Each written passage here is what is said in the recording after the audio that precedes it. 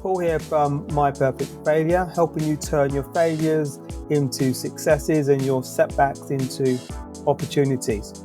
What if one simple habit could rewire your brain, improve your well-being, and transform how you show up in life every single day? Today I'm speaking with Marie Lesaicherre, founder of Akesa Health, whose passion for mental well-being led her to explore the science and soul of gratitude.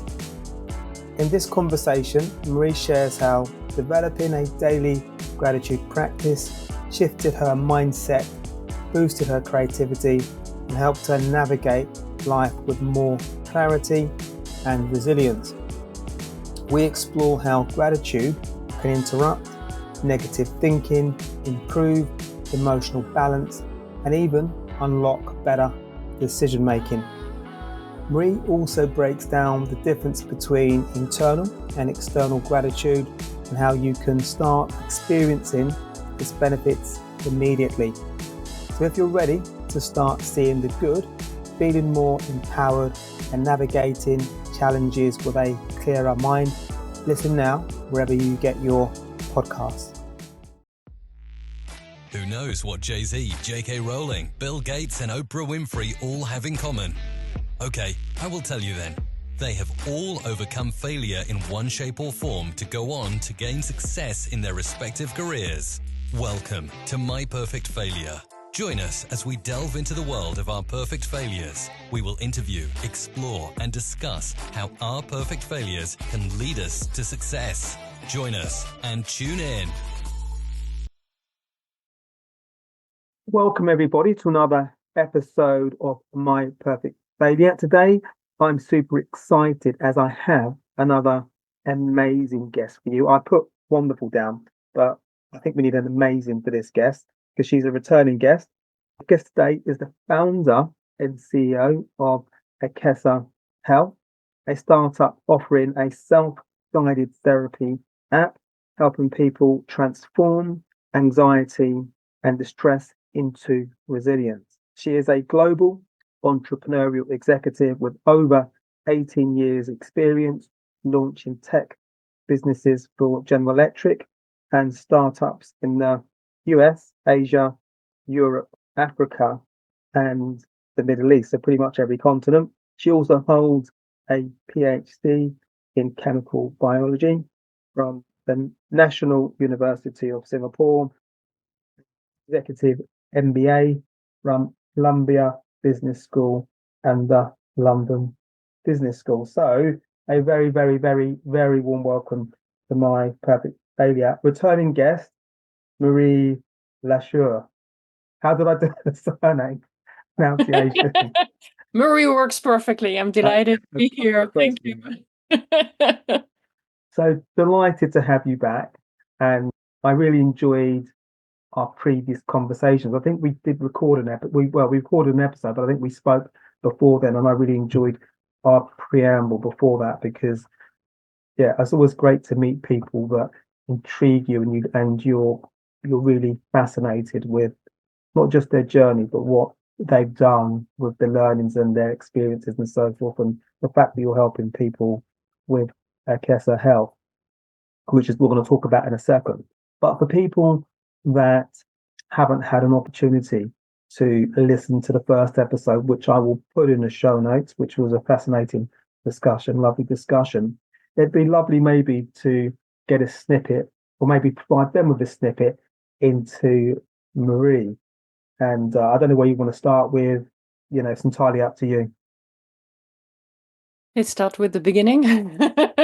So I think you covered, the outside layer, climbing the corporate ladder and all of this. I think there's another facet to it. I grew up in France, as you may hear from the accent, on a farm. So my friend, a close friend of mine, laughs about it. She always imagined me, little farm girl, playing with animals. Grew up in a family who fortunately suffered a lot of trauma. Lost my mother when I was a baby, and then my brother, and there were accidents and suicides. But 40 years ago, the model way back then was just to lift up the carpet, bury everything underneath, put the carpet back, forget about it, pretend nothing ever happened. And I believed in that approach. I believe, there was no pain to process and everything was very normal. I just didn't have a mother and that was no big deal. And so for 30 years, and it was, the stigma with mental health was so strong that I was one of those people who said, seeing a therapist is for losers. And it was so much easier to climb the corporate ladder. I was extremely curious. I've always had a lot of energy. And so I started traveling the world and working for General Electric in China. They moved me to the US and everything went pretty well. Never, accepted that I had trust issues, that I had a lot of trauma to heal. And eventually in 2012, an accident happened in the family, someone very close to me. I had started therapy as well eventually, and everything came back crumbling. I was launching a business and then pushed through for 6 months. And then eventually, I describe it as a burnout, but it wasn't a burnout. I wasn't low on energy. I was extremely emotional and all the memories came back crashing. My mother, my brother. And so I took 3 months off to journal about everything.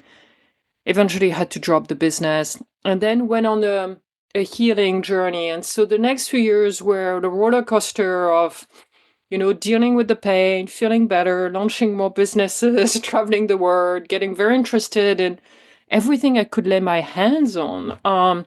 So therapy, obviously, a lot of alternative therapies, energy healing, psychedelics, EMDR.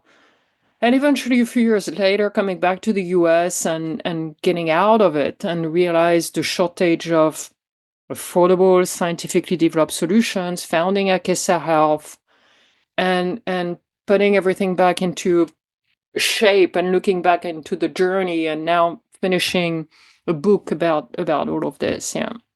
I know that you've been on quite a journey, and people that want to get more of that, they can listen to the first episode as well. I was thinking, Akesa Health, I'm just thinking that probably wouldn't, well, I don't know if this is a question, that probably wouldn't exist if you hadn't gone through some of the challenges that you've gone through, because I guess you can explain this in a second what you guys do at Akesa Health. But I guess to my point, or to my mind, you're supporting people that go through this crazy world in a very stressed state and potentially don't realize it. And it's difficult to get access to a therapist, maybe because we don't know who they are. We don't know, maybe we don't have the finance to actually go and speak to somebody, or maybe we're not in just the right location. So there's probably two questions there. One is, do you think Akesa Health would exist if you hadn't gone through the challenges that you've experienced? And I guess secondly, it's a very accessible way for us to get the support that we need without maybe trying to find where a therapist is, and maybe maybe we don't have the money for it. Yeah, so the first question, definitely, if when I was a child, I wish I had a very normal family, as everybody wish, I think. I don't think any family is normal. No, I agree. But I would never have developed Akesa if I hadn't experienced what I experienced, because I would not have realized the need and the pain as well. And I wouldn't have learned the tools in the first place. So definitely. And then Akesa evolved. It was when I created it, it was very focused on trauma, PTSD, because I was coming out of this period and a lot of the science was on this. And then it evolved towards stress, and now it's evolving towards stress to well-being to performance. Because I believe that stress is an indicator that something is off. And with regards to therapy, I think, I am very grateful for all the therapists that have helped me. I also believe that we need other solutions. The way the model is developed right now is therapists have their schedule and you fit into their schedule, right? So you schedule an appointment for tomorrow at 3 o'clock because today you're in pain. Tomorrow at 3 o'clock, you're feeling much better. So you talk with the therapist, but you're like, you know what, maybe this is not needed. And so we need solutions that are there when people are in pain and when people need them and need to think about something and process something. And unfortunately, during the day, because we work so hard and we are so good at filling our days with a lot of activities, we usually feel okay during the day. And then at night, when people go to bed, and they have to slow down, all the thoughts catch up with them. And so it is very often that in the evening and during the night, people need help. And this is when therapists need to sleep, obviously, and your friends need to sleep, obviously, and people are alone and the suicide rates go up. And so solutions need to be accessible all the time, 24/7, not, during office hours. I hadn't thought of it like that as well, because sometimes in those dire moments, getting access to a therapist isn't, where do you start? Where do you start? And having something which is there when we need it is just pretty much a game changer. I was out with some friends on Saturday, and I was talking to a good friend of mine, and she was saying that what she has, so at night, so she realised that she's got a busy job. It can be quite stressful, and then you align work with what's going on in your social life, and sometimes they can converge at the same time in not a healthy way because of stress on every level. And she found that she does. We're going to get into gratitude and medicine in a second, but she was searching for tools that she can use at night before she goes to bed. I I didn't have the presence of mind because I was drinking wine at the time to mention Akesa Health, so I will do after this. But this is essentially what she needs. She needs something in her day where, because I was asking if she'd had therapy, that type of thing, and she'd found something that I guess supported her, but this would work brilliantly for her. And there are, it's interesting point. There are two more things. One is, some people like to talk, right? And I like to talk and I like words, but at the same time, we have other healing coping mechanism. Like a friend of mine, for example, refuses to talk. He goes for a long run and then he feels better. And sometimes I'm the same. I don't need to talk to people. I just need to go for a long swim, just get rid of the stress, exercise, feel better, feel healthier. And then I get back to work, and some people listen to music, some people spend time in nature. Talking is not the only way to process stress. And people have to realize this. We are very focused on you're in pain, you need to talk, you need to see a therapist. And I'm like, no, there's art therapy, there is yoga, there are a lot of other modalities that people can help as well.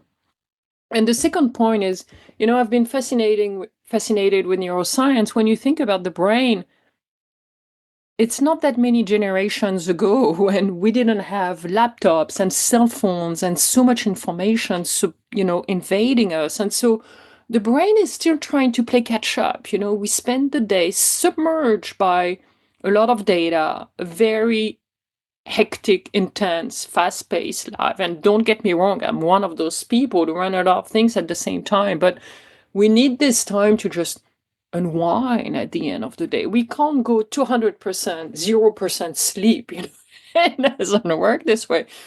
We need to, people go back to bed and like, I'm going to switch off now and I'm going to fall asleep. Why can't I fall asleep? And I'm like, because you're completely wired up. Do you think we're at that stage now? Because it's only going to, I imagine it's only going to get worse with the advent of more in technology and the more, particularly with a lot of jobs, particularly the sort of job you do and particularly I do, that we're more engaged with technology. We need technology to achieve a lot of the objectives that we have for a day, for a week, for a month, for a year.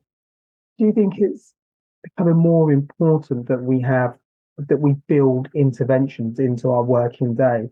We'll get into gratitude in a minute, but Akesha Health as an example, because we're so frantic and so busy, sometimes it's difficult to pause to actually realize that we're stressed, realize that we're potentially already in a spiral, but we're just not cognizant of it just because we're in that moment.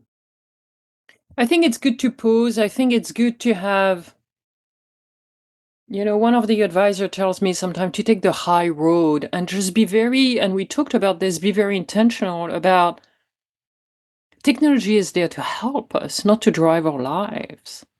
I love my cell phone. I use it a lot, but it's there to help me. And I do admit I reorganize it. I shift everything that invades me to another screen so that when I open it, I see what I want to use. The rest Oh, is really? out. I look at people's cell phone. It's crazy. They open it and they see like zillion apps. And I'm like, why do you let your lives be invaded by all of those? So I reorganize my cell phone a lot. Yeah. I only do that when my memory is at capacity and I have to delete things. I'm not that organized. And I'm so I'm a minimalist, so I declutter very often as you're well. good. You're Mhm. good. You use yours in a good way. So I just want to get a bit more detail about Akesa Health so people know how they can access it and how they use it. So for people that are thinking this sort of intervention, this sort of well-being, this sort of tool to aid them, how can they use the app? What's the easiest way for them to look at it and use it for maybe their own well-being or to start? So currently there is V1 on the App Store, and we are developing V2, and V2 is evolving a lot. So V2 is really there for people to embark on a journey, assess the stress, transform the stress, and realize their goals. And so we've designed the app such that they get access to quick tools if they want to decrease the stress, and that's the only thing they want right now, or they want to use the app to go into a deeper, more thorough journey of reassessing what they really want and using all the tools there. And we have um, journaling prompt, articles to read. We have the lateral eye movement. We have sounds, binaural beats as well. So to address the different needs of people who have breathing tool, for people who are more physical and want more, physical tools. So they can it depends, if people want the quick access and just a few tools to decrease stress, and this is all they can handle right now in their busy lives, it's okay. And most probably we imagine people will use some of the tools on a daily basis for a few minutes, and then during the weekend when they have more time, they go digging and playing into there. And it's okay. We like it this way too. Okay, cool. So I can get a link from you and we can put the V1 available now, Apple Store or other platforms, and they can access it and hopefully use it for their daily use, weekend use, whatever suits them. The focus on this episode is actually about gratitude. And a lot of us hear that word gratitude, but we probably don't know. Well, some of us probably use it in a impactful way, but for a lot of us, maybe they hear the word gratitude and they might have a very simplistic understanding of what that word is, but they have no idea how to apply gratitude to their benefit in their daily life. So it'd be lovely to get your definition of gratitude and how it's come into your life. So first of all, I'm not the gratitude experts. There are a lot of people out there, but it has helped me a lot. And my attitude to gratitude has changed as well. So gratitude is taking a couple of minutes, and it can be a few seconds, to reflect on the good that has been imparted upon us. And so it can be, a big thing, right? You won the lottery today, or someone helped you a lot. It can be very grateful for having a roof over your head, your health, for example. But it's something that was imparted upon you. And it's taking the time to um, relieve that experience and that feeling of joy. Um, so this is what gratitude is about. Gratitude came into my life. I don't think I was an especially grateful or not grateful person when I was a child. In the US, some people say graces before meal. Where I grew up, we never did that. I was taught obviously to say thank you, and I did say thank you. But it was about 10 years ago when I was in Dubai. I was interacting with a lot of coaches and learn a lot of meditation and different practices. And one of the coach told me, every night when you go to bed, you take a piece of paper and you write 3 things you're grateful for. And I was launching a business. I was going to bed after midnight every evening. And I was like, me taking a piece of paper, no way. So I lay in bed. I was like fighting against sleep. I'm one of those people who doesn't suffer from insomnia. And I was like, I'm grateful for this. I'm grateful for that. I'm grateful for that. And you're supposed to pick 3 different things every single day, just to keep it fresh. But there are things I was grateful over and over for, like my friends and loved ones, a beautiful swim in the sea sometimes. And I left Dubai and a lot of practices came into my life and left. I journal every day, I do my yoga, and a few other things. I meditate once in a while, but the gratitude practice stayed and I do it every single evening. And if I don't do it, if I fall asleep because I'm just falling asleep so fast, I wake up in the middle of the night and I'm like, gratitude. Wow. And in the middle of the night, I'm like, okay, I'm grateful for this, for that, for that. And then I fall back asleep. And so it's been very beneficial. And then recently, last year, I started reading the science about gratitude. And I'm like, I know it works, I know it helps me, but I wanted to read the science. And so the science on gratitude is unquestionable. Sometimes there are studies, they don't have enough data points. On gratitude, people have been studying this since 2003. So it's been 20 years, and the science is very, very, very strong. People who are grateful and implement a gratitude practice, very simple. It can be just a couple of days a week. It's beneficial for physical, emotional, and mental health. There's no doubt about it. People sleep better. People even exercise more.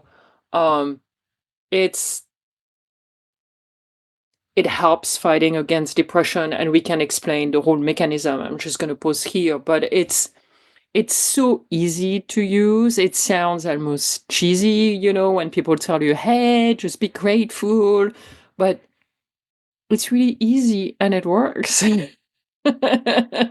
So when you started using it, and I guess you went from that phase where it's whenever we start something new, we have to hang in there for it to become habit and ingrained in our everyday practices. So when you went from starting to it becoming a fundamental part of your day, was that a habit that you'd cultivated, or were you seeing the benefits as well? Subconsciously, do you think that you were feeling the benefits, or was it maybe a bit of everything going on?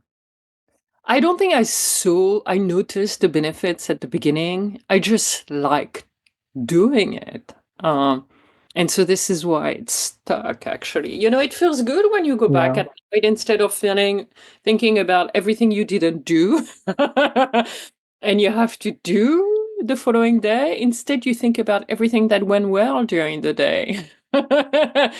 It's giving yourself the permission to just put the to-do list at bay for a few minutes and just think about what made you happy. What I've started to do recently, this is we're at the turn of the year. So turn of the year, I've started. I don't know whether this is gratitude. So I write down before I go to bed, and I've done it probably 90% of maybe 90-ish% of the times. I've probably missed out 1 or 2 days, maybe when I've been a little bit tired, or Saturday I was out socially, so I didn't do it then. But so I write down positive things that happened in the day, and it might be like this. This is going on to my list today.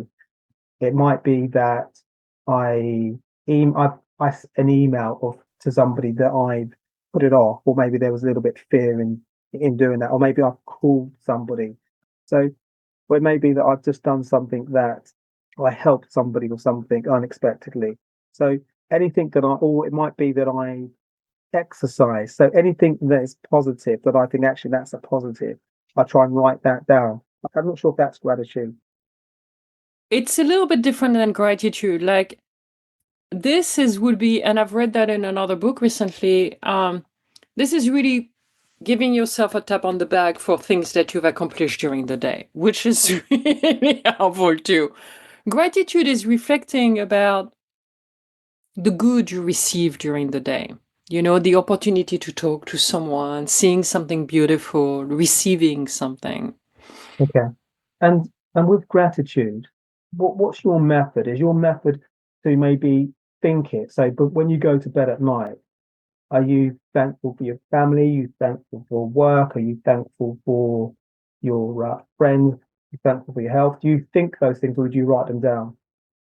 I still don't write them down, I do admit. So over the year, I've become very spiritual again. I think I was a very spiritual child. And so I believe there is, and this is just my belief, you know, I was raised Catholic, and I rarely talk about this, but I was sent to a Catholic boarding school for 7 years. I had to go to church. I never really believe in a God, that kind of God. It didn't resonate with me. I respect a lot of people who find solace in this, but it's not for me.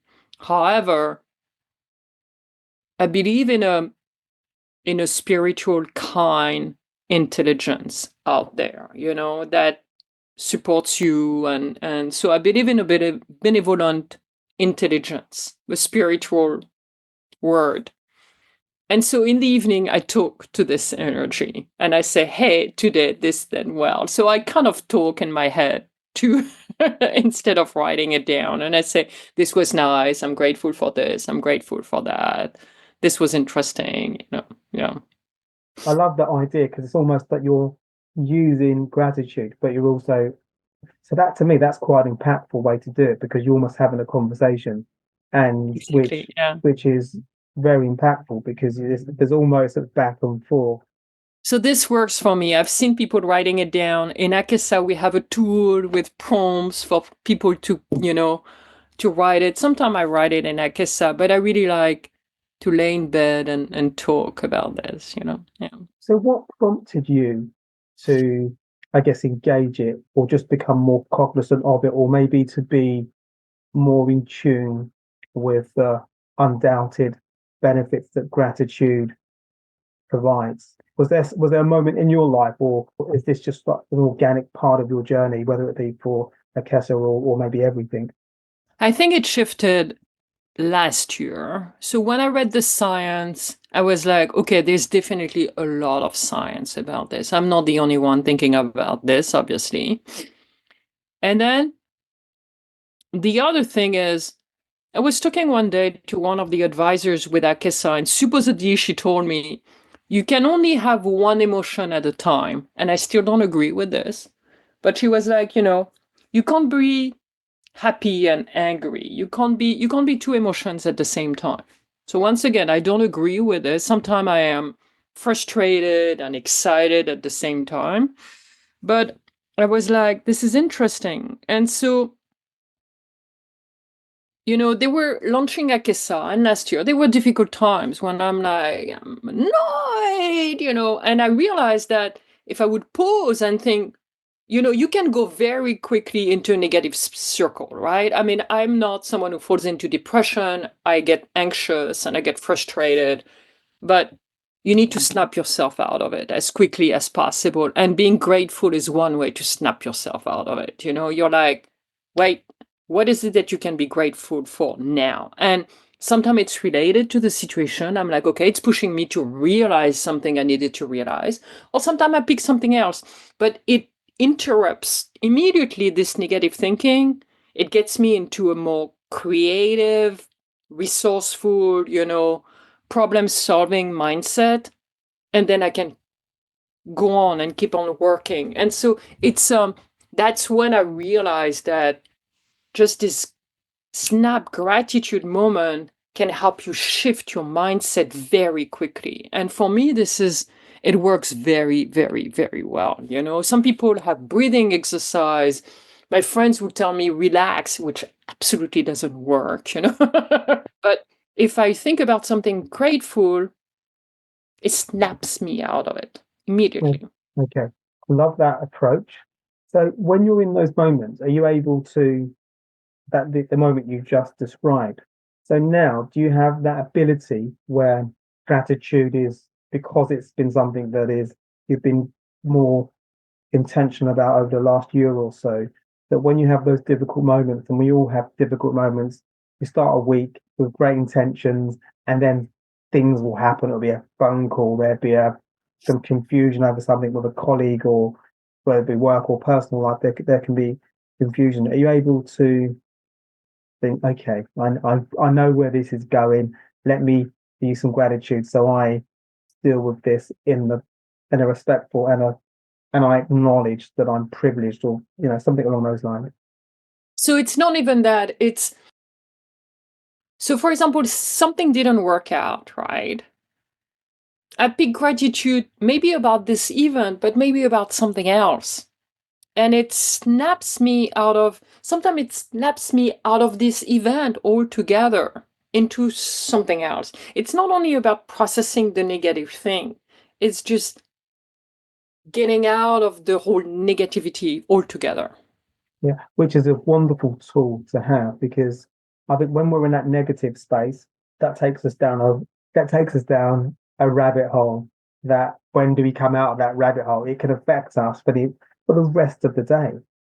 When we're in those moments and we don't have these tools, which can really, and also I think that when we go down that rabbit hole, the negative thoughts that we have, they almost, what's the right word? They sometimes I think they distort what's actually happening, and they create something far worse than what the initial prompt was. You kindly sent me a couple of blogs, and one of the case studies on that blog was by a guy by the name of, I think it's Heckendorf,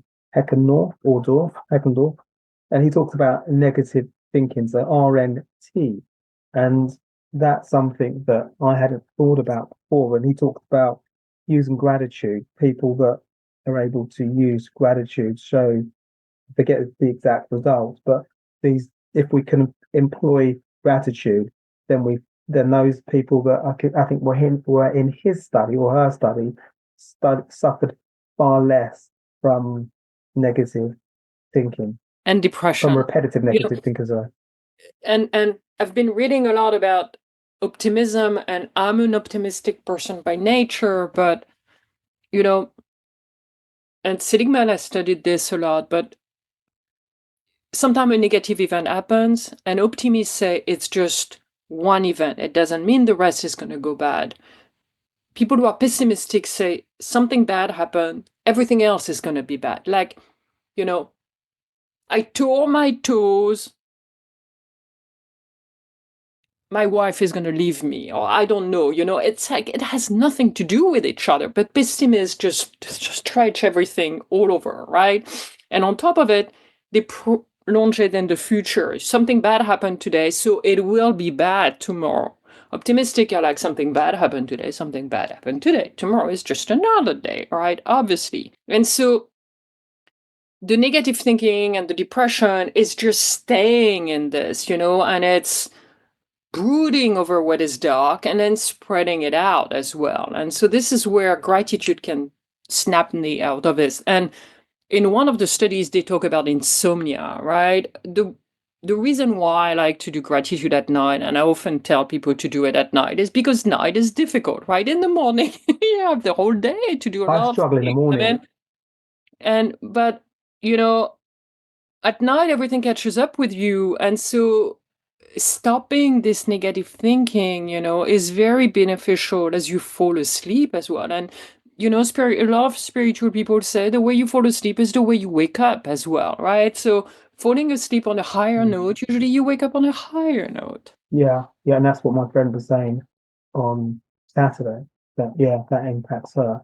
So it's almost putting to bed everything that's happened during our day, and actually focusing on those positive things and being grateful.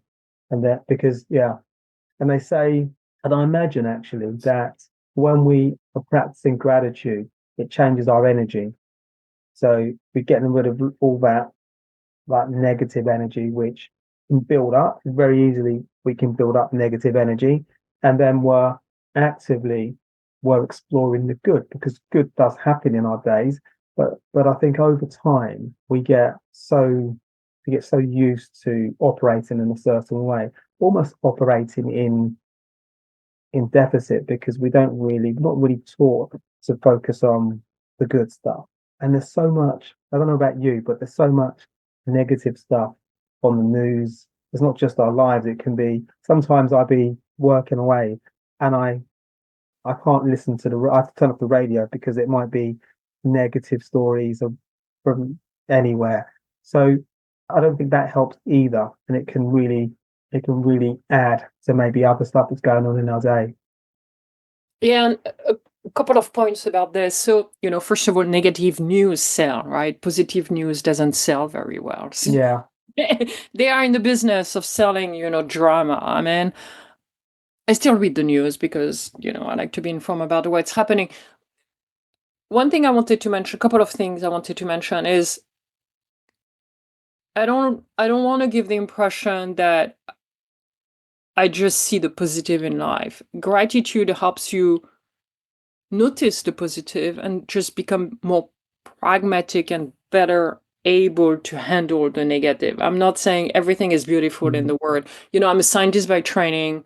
I believe in the law of probabilities. There's as much good as bad. It's as simple as this, over the long term, maybe not the short term, but always over the long term. And so it's about noticing the good so that we can cope with the bad and deal with it. That's how I look at it. I'm very pragmatic about this. We notice the bad because this is how the brain was wired. Sometimes I joke about this. If thousands of years ago, humans remembered only the berries, they got in the field and not the lions, we would all have died, most probably. So we do need to remember the bad so that we don't put ourselves in those nasty situations anymore.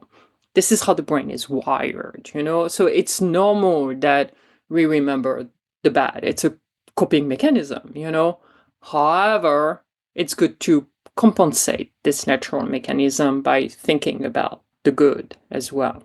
That's how I look at it. Yeah, absolutely. Somebody told me recently that the way that the brain works, it's 4 times more likely. So it's 4 times more probable to focus on a negative than it is a positive.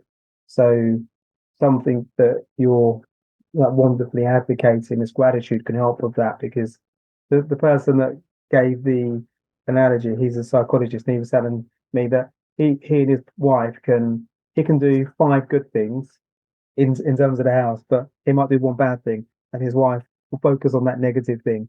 So I think gratitude is a great leveler in that it gives us tools to really aid us in those difficult moments, or just as a practice, which I like the idea of the practice that you do daily. So for people that are listening to this, that are thinking, actually, my life's pretty stressful, it's pretty full on. Gratitude sounds very appealing to me, but maybe at this point maybe they don't think they've got the discipline. Is it just starting? The main thing? What would your advice be to somebody that wants to start this? So an idea that comes to mind now is, so for me, I know I never wrote it down because I remembered it, but having a piece of paper and a pen by your bed so that you remember when you go to bed, even if you don't write it, or have a little reminder next to your bed, because we get to bed and then we forgot about it. So having a little reminder to think about it would be great. Okay. That's my little idea, Yeah. I guess try and think. So I'm going to do this. So you and I will have more conversations. I know that, and I will. This is a good. I'm writing the positive things. I'm doing it anyway, but I think I need to build the gratitude in, and I haven't done that. So I need to do that. So I've got so serendipities at place. You and I are talking today, and we talking to Sophie at the weekend. So gratitude is, I'm being pushed in, not in a good way, into using gratitude, because also as well, the article that you sent me, when I was reading that, wow, the science. I didn't know there was so much science-backed data that supports gratitude. So I think if people read that as well, yeah, I think people, a lot more people would be thinking, yeah, I've slept on gratitude. And it's really easy. There are two, when they run the studies, there are usually two. So they compare a lot of different, what is called positive psychology, right? Gratitude, your strength, acts of kindness, all of this. And when they study gratitude, there are usually two exercises they use. One is, the 3 gratitudes. You do it a couple of times a week. The other one is writing a gratitude letter, you know, and actually reading it to someone. This one is a lot more intense and, involves a lot more time. But what I like about gratitude is that it's extremely simple. It takes you a minute. You don't even have to do every day of the week. Unlike mindfulness, when they tell you you need to meditate every day, it's better if you meditate at the same time. The studies show that you don't even need to do gratitude to follow a gratitude practice every day of the week. If you do it a few times a week, you get the same results as if you do it every day. So don't overstress yourself if you miss it one day. It's fine. Yeah, yeah. And I think, yeah, totally, totally. I was just thinking around, so I think we live in the challenge, I think, in today's climate, 2025, is that we live in a world where people want instant gratification. So you think there's going to be an instant return. There almost is an instant return in that we feel better, but it's not like going to, I don't know, it's not like putting money in the slot machine and money coming out. I think emotionally we feel better. And we talk about energy. Our energy instantly is raised, which means that we view situations in a lot more positive light. We're better people to be around. I think we have to differentiate now. I think about this internal gratification, external gratification. Internal gratification is just you feel better. You think about something that went well during the day, it brings a smile on your face, it makes you happy. Nobody else sees you when you're at bed. You don't get the external gratification of praise. I think a lot of people are hang up on external gratification. But external gratification is unreliable. It's time bound and is sometimes ungrounded. And it's like, when you think about it, letting yourself rely on external gratification is just, I'm going to be very blunt here, but it's a little bit stupid. Yeah, Because you let your life be dictated by the will of others. it's not healthy. I don't think it's healthy personally. I haven't done any studies on this, but I don't think it's health. I don't think it's that healthy. And I've definitely, probably, likely been a victim of somebody that's probably relied I've been there before. yeah, I mean, too heavily on other people's we've all appraisal. been we've all been there, because at some point in our life we are there, but it's unreliable. It's not only unhealthy, it's unreliable. Mm, yeah, absolutely, absolutely. So I'm conscious of your time. I think definitely we will have more conversations even on this subject or related subjects. And when Akesa version 2 is good to go, we can cover that also. Got to want to know what's going on there. But in the meantime, where's the best place for people to find you? So everything now is on the Akesa website. So Akesa Health, Akesa health.com. Everything is there. Akesa, link to download Akesa, the blog post, the science on gratitude, my bio as well, my social media, Akesa social media, everything is there. One address only. Okay, wonderful. So all things Marie Lesaicherre on the website, get access to that. And obviously your Instagram account, that's going to be populated by wonderful content. So we look forward to that as well. Marie, what a delight. What a delight. I haven't had that many guests that, have done 2 episodes. So I feel very lucky, fortunate to have you as for the second time around on My Perfect Failure. So thank you so much. Thank you so much. I always enjoy it, you know. Well, let's have lots of more conversations. I really enjoyed this. And thank you, everybody, for tuning in to this episode of My Perfect Failure. We're always looking to grow the show. So if you are watching on YouTube, please do hit the subscribe button. It really does help us grow the channel and gives more people the opportunity to find us. And your feedback is most welcome. So we're keen to hear about the things you like and equally the things you don't like. So you can find me at paul@myperfectfailure.com, or you can find me via the contact page on the website. So take care for now. Bye. Thanks for listening to My Perfect Failure podcast. Be sure to visit www.myperfectfailure.com to join the conversation. Subscribe to our podcast on iTunes or Google Play. Look out for our next episode.